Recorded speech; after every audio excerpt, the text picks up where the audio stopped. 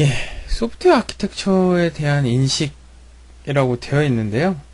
이 부분은 소프트웨어 아키텍처가 이러한 느낌이고, 소프트웨어 아키텍처라고 하면 아래 지금 제가 설명드리는 내용들로 생각을 좀 바꿔야겠구나 라는 관점에서 접근하시면 될 것 같고요. 쉽게 말씀드리면은 현재 굉장히 이 소프트웨어에 대한 소프트웨어 공학이라고 보통 얘기하는 학문은 굉장히 역사가 짧습니다. 예, 그래서 굉장히 다른 학문에 비해서 급격하게 발전을 했고요. 급격하게 발전한 만큼 상상 초월할 정도의 속도로 복잡해졌어요. 그리고 복잡해짐과 더불어 그 규모 자체도 엄청나게 증가를 하죠. 예. 뭐 소스 코드 옛날에는 뭐 4K 킬로바이트죠. 예. 뭐 5,000줄, 10,000줄, 뭐 이 정도, 혹은 어셈블리어로 뭐 치면은 그거보다 더 적은 사이즈의 소스 코드들이 만들어졌다면은 현재로는 뭐 기본 뭐 빌드 전에 뭐 흔히 말해 40기가인 소스 코드도 흔할 정도로, 예. 그 원본 소스 크기가 그 정도가 될 정도로 굉장히 복잡해졌어요. 특히나 스마트폰 같은 경우는 소스 코드가 어마어마하죠. 그 규모에서 복잡성 자체는 뭐 더할 나위 없겠죠. 이렇게 엄청나게 복잡해진 환경에 따라서 그 소프트웨어의 가장 근본적인 행위고 그 가장 설계 규칙에 해당되는 내용인 설계의 중요성과 필요성이 굉장히 대두되고 있는 시점인 거죠. 예. 그래서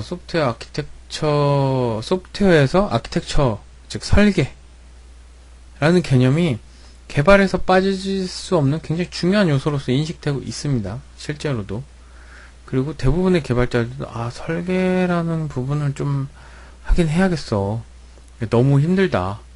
처음에는 뭐 주먹구구식으로 개발했지만 뒤로 가서 유지보수라든지 뭐 추가 변경, 추가 삭제 이런 부분들이 발생했을 때는 시스템에 어떤 영향을 미칠지 혹은 어떤 부분이 문제가 될지 또는 어떤 부분을 고쳐야 되는지 이런 부분들을 파악하기가 사실 힘들죠. 스스로도 본인이 개발한 부분은 어느 정도는 알 수 있겠지만 만약에 다른 사람들이 개발한 부분이라든지 다른 모듈 혹은 컴포넌트들과 연결되는 부분에 있어서는 본인 스스로 장담하기가 힘든 거죠. 가장 심플하게 예를 들어서 대규모 소프트웨어 개발에 있어서 설계 없이 시스템을 개발한다고 한번 생각을 해보십시오. 조금 개발을 많이 해보고 우리나라의 개발 환경들 경험해보신 분들이면 뭐 지금도 없이 해왔는데 뭐 별일 있겠어? 혹은 뭐 큰 문제 없던데? 라고 생각을 하실 수 있겠지만 약간의 인식을 관점을 바꿔서 여러분이 자신의 이제 집을 열심히 개발자로 성공하셔서 돈을 모으셔서 자신의 집을 이제 짓는 거죠. 2층짜리 집을 지어요. 근데 시공사에게 결국 뭐 몇억의 돈을 주고 지어주세요 라고 했는데 시공사에서 이런 얘기를 합니다. 이 정도 2층 정도의 집은 저희가 워낙 잘하기 때문에 설계 없이 지어도 충분합니다. 설계 생략하고 바로 지금부터 시공 들어가겠습니다 라고 한다면 여러분들 같은 경우는 흔쾌히 그러시죠. 뭐 설계 뭐 없이 바로 시공 들어가면 빠르고 좋네요 라고 과연 할까요? 집 앞에 마당에 강아지 집을 짓는 경우가 아니고서야 설계도면도 없이 설계도 없이 어떻게 집을 짓습니까? 라고 얘기를 하겠죠. 더 나아가 뭐 10층 뭐 5층, 10층, 20층, 30층, 뭐 100층 짜리 건물을 짓는다고 하면 과연 이게 설계 없이 짓는다는 게 가능할지 한번 생각을 해보시고요. 소프트웨어도 그와 마찬가지라는 거 지금의 어떤 시스템 복잡도라든지 시스템 규모상에서는 설계 없이 개발한다는 거는 굉장한 리스크를 감수하고 개발하시는 겁니다. 그래서 많은 문제점들이 발생을 하고 있죠. 네, 여기까지 말씀드리고요. 소프트웨어의 중요성은 뭐 말 안 해도 아시겠고요. 소프트웨어는 어떻게 인식을 좀 가지셔야 되냐면은 근본적인 행위다 라고 인식을 좀 가지고 계시고요. 그런 행위가 비슷하다면 건축의 경우에는 설계 도면이 될 수 있고요. 음악의 경우에는 만약에 작곡을 한다고 했을 때는 악보가 될 수 있겠죠. 건축도 뭐 콘크리트, 뭐 돌, 나무, 뭐 전선, 뭐 굉장히 여러 가지 철근, 여러 가지 재료들을 가지고 그 설계 도면에 따라서 다양한 빌딩 혹은 뭐 건축물, 즉 다리라든지 뭐 여러 가지 건축물들을 만들어내죠. 음악도 음표, 박자, 뭐 장조, 단조, 뭐 코드, 뭐 이런 것들을 따라서 똑같은 음표를 가지고 오선지 위에 악보를 만들지만 완전히 다른 음악들이 나오게 되는 거죠. 소프트웨어 아키텍처도 마찬가지입니다. 소프트웨어도 소프트웨어의 구성 요소들을 가지고 어떻게 설계하냐, 어떤 아키텍처를 만들어내느냐에 따라서 완전히 다른 구현의 결과물이 나오게 되는 거죠. 이렇듯이 소프트웨어 아키텍처는 상급의 그런 아키텍처 설계에 따라서 최대한 훌륭한 시스템을 만들어내는 그런 역할을 하는 것이 소프트웨어 아키텍처다 라는 가장 기본적인 인식이 좀 필요하고요. 이러한 소프트웨어 아키텍처를 만들어낼 때 일반적인 개발 환경에 대해서 좀 이해가 필요합니다. 여러분들이 가지고 있는 생각과 많은 개발자분들을 만나서 대화했을 때 가장 처음 혹은 지금까지 소프트웨어 아키텍처에 대해서 혹은 개발하는 환경에 대해서 좀 이해가 필요해요. 그래서 일반적으로 요구사항 분석과 설계 작업은 흔히 말해서 시간만 들어가고 효율적이지 못한 작업이다 라는 변명을 합니다. 이거는 굉장히 여러가지 문제점들에서 발생이 되는데요. 문화의 차이가 제일 큰 것 같아요. 제가 생각할 때는 우리나라 문화에서는 아직 요구사항 분석과 설계 작업에 시간을 투여하지 않습니다. 그리고 이런 작업들을 할 때 쓸모없는 작업이라고 생각을 하고 있죠. 그래서 이런 내용 요구사항 분석하고 설계 작업을 한다 그러면 굉장히 효율적이지 못하게 시간을 쓰는 것처럼, 그리고 효율적이지 못한 활동들을 하는 것처럼 느껴지게 되는 거죠. 이거에 대한 기반은 결국 일정에 대한 그 문제들이 사실은 제일 커요. 왜 일정에 대한 문제가 발생하냐면은 개발자는 어떤 정확한 자기 히스토리 데이터나 자기가 얼만큼 개발할 수 있는 자기 개발 능력 이런 거에 대한 히스토리가 없기 때문에 요거 개발하는데 얼마나 걸릴지 몰라요. 즉 합리적으로 일정을 제시하지 못합니다. 그리고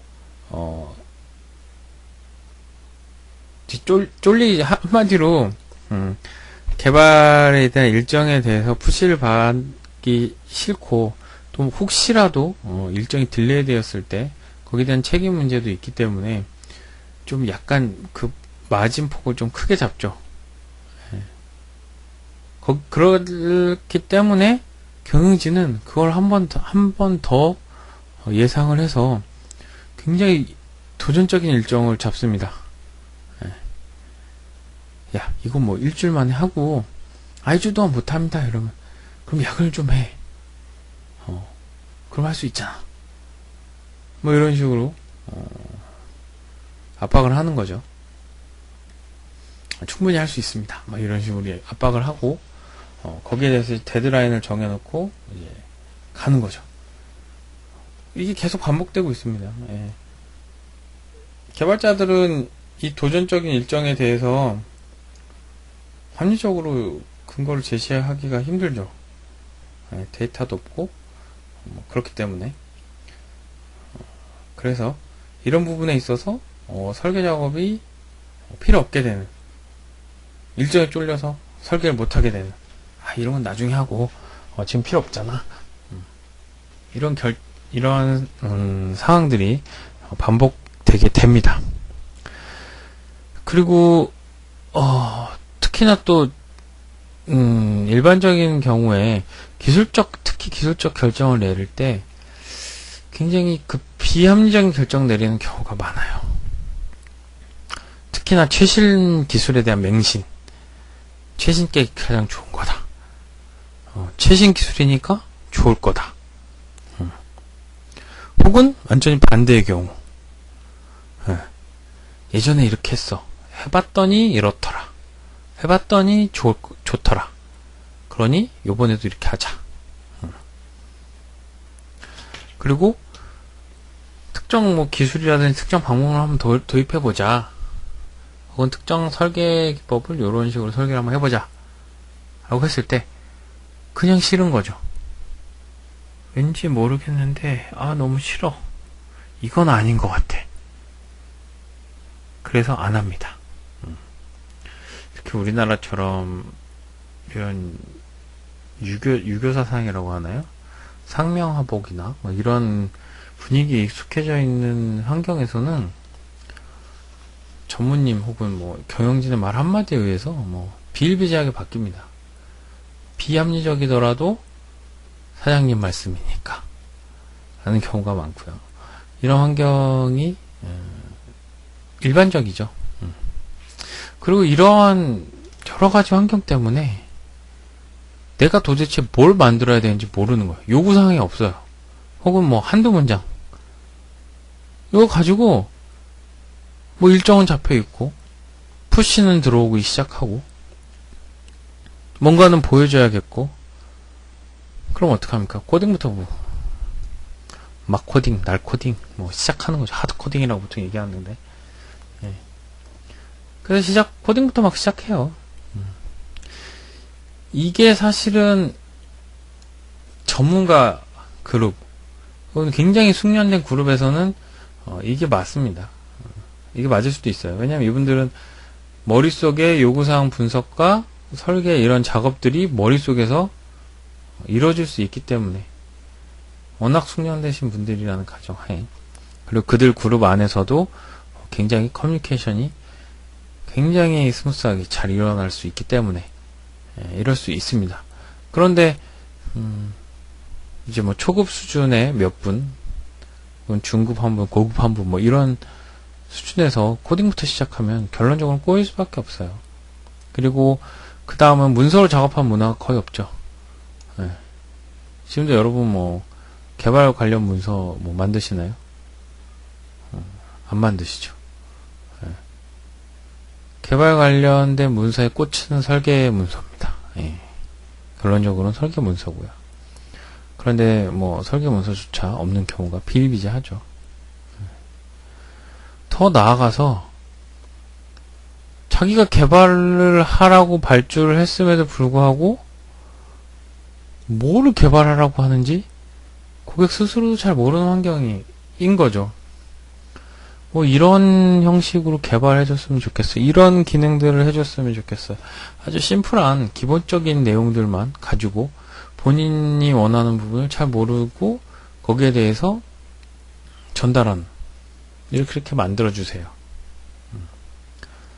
이런 환경이라는 거죠. 그리고 거기에 대해서 유추하거나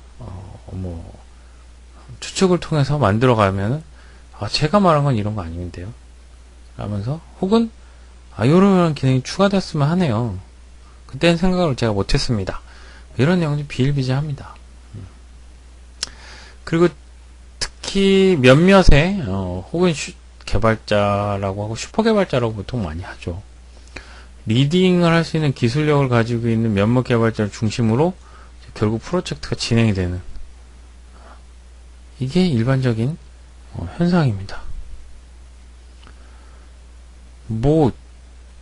완전히 올라운드 플레이어죠. 요구사항부터 시작해서 분석, 테스트, 고객 관리, 심지어 버그까지 잡아주고, 다른 사람 코드 리뷰도 해주고, 이런 개발자를 중심으로 결국 돌발되는 문제라든지 결정하지 못하고 해결하지 못하는 문제들에 대해서 풀어가고 있는 이런 상황이죠. 그리고 또 가장 많이 듣는 단어나 흔히 말하는 제가 생각할 땐 변명이라고 생각하는데, 우리는 항상 우리만의 특별한 상황에 있기 때문에 네가 말하는 혹은 다른 사람이 얘기하는 일반적인 원칙, 즉 상식에 해당되는 내용들은 적용되기 힘들다. 적용할 수 없어. 안 돼. 야, 우리는 아무도 그렇게 하지 않아. 우리는 누군지 모르겠지만 우리는 특별하기 때문에 이런 일반론은 적용되지 않습니다. 이러한 문제점이 발생이 돼요. 그게 맞을 수도 있고 틀릴 수도 있습니다.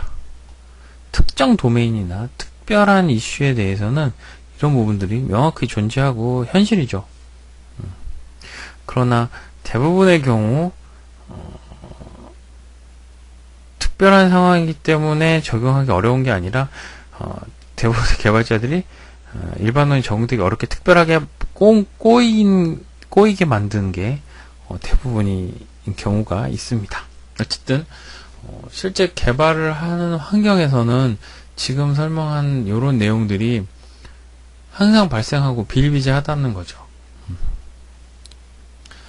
그래서 향후 여러분들이 개발해야 될 과제나 여러분들이 아키텍처 설계를 해야 될 과제들은 이런 환경에서의 작업이 피할 수 없다. 이런 환경에서 작업을 해야 된다. 이런 부분들을 극복해야 된다.